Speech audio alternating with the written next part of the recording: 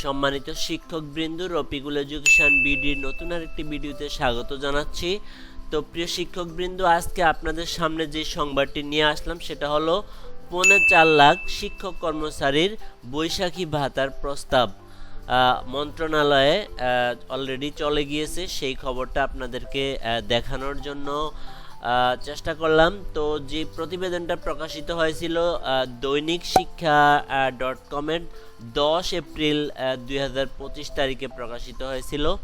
তো সেই সংবাদটা আসলে কি সেটা আপনাদেরকে আমি দেখানোর চেষ্টা করব। তো এখানে আরও যা লেখা আছে, 3,75,514 শিক্ষক কর্মচারীর মার্চ বৈশাখী ভাতার প্রস্তাব আজ মন্ত্রণালয়ে পাঠানো হয়েছে। তো প্রিয় শিক্ষকবৃন্দ, শীঘ্রই হয়তোবা আপনারা বৈশাখী ভাতা পেয়ে যাবেন, দেরি হবে না।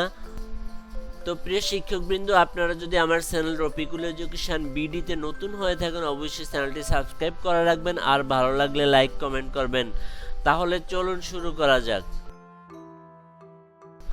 এমপিওভুক্ত শিক্ষা প্রতিষ্ঠানের 3,75,514 শিক্ষক কর্মচারীর বৈশাখী ভাতার প্রস্তাব আজ মন্ত্রণালয়ে পাঠানো হয়েছে। বৃহস্পতিবার মাধ্যমিক ও উচ্চশিক্ষা অধিদপ্তর মাউসি একাধিক কর্মকর্তা দৈনিক আমাদের বার্তাকে এ তথ্য জানিয়েছেন।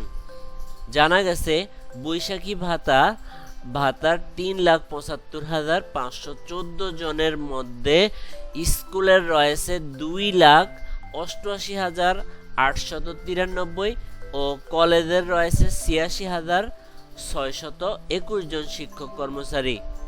অপরদিকে আইবাস ডাবল প্লাস সফটওয়্যারের ইলেকট্রনিক ফান্ড ট্রান্সফার EFT 3,76,091 জন শিক্ষক কর্মচারীর মার্চ মাসের বেতনের প্রস্তাব গতকাল মন্ত্রণালয়ে পাঠানো হয়েছে। 3,76,091 জনের মধ্যে কলেজের 86,719 জন আর স্কুলের রয়েছে 2,89,312 জন শিক্ষক কর্মচারী রয়েছেন। এর আগে এমপিওভুক্ত স্কুল কলেজের শিক্ষক কর্মচারীদের 2025 খ্রিস্টাব্দের ঈদুল ফিতর উপলক্ষে উৎসব ভাতা ও ফেব্রুয়ারি মাসের বেতন ছাড় দেওয়া হয়েছিল। গত 27 মার্চ বেতন ও উৎসব ভাতা ছাড় হয়। এর প্রেক্ষিতে শুক্রবারও ব্যাংক খোলার অনুরোধ জানায় শিক্ষা মন্ত্রণালয়। পরে শুক্রবারও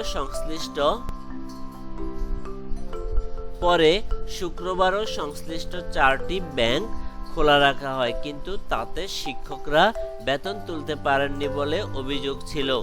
শিক্ষা মন্ত্রণালয় সূত্র জানায়, মোট 3,63,525 জন শিক্ষক কর্মচারীর উৎসব ভাতার প্রস্তাব মন্ত্রণালয় অনুমোদন দিয়েছে। এর মধ্যে স্কুলের 2,79,500 জন এবং কলেজের 84,025 জন শিক্ষক কর্মচারী ছিলেন।